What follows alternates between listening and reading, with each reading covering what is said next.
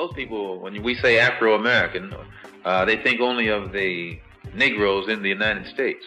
But they don't realize that 2/3 of Brazil consists of people of African blood, which means they're also Afro-American because Brazil is in South America.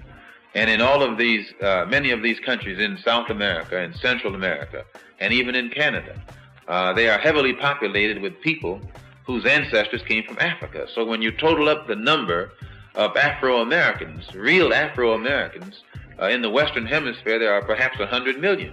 And if these people ever unite among themselves, not only is it necessary for the Afro-Americans in the United States to be organized, but it's also necessary for the Afro-Americans in the Caribbean, or the Afro-Cubans, the Afro-Brazilians. It's necessary for all of them to be organized. And then once they are organized in each place, we have to organize among ourselves so that the Afro-American in the United States will be working in conjunction in a coordinated program with those who are in Cuba and those in Brazil and those in Venezuela and those throughout the Caribbean, in Haiti and in the West Indian Islands.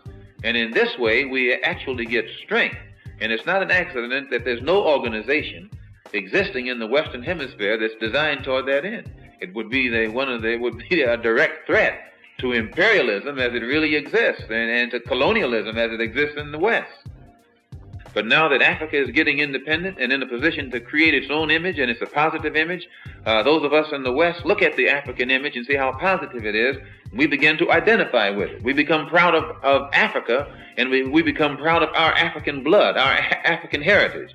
And this is what is beginning to make the Africans in the Western Hemisphere today develop more race pride. And as this race pride develops, then it has a tendency to make us want to unite together and work together. And your Western imperialists and colonialists consider this to be a grave threat, more threat than communism or Marxism or socialism or anything else. The Africanism is what they consider to be the real threat.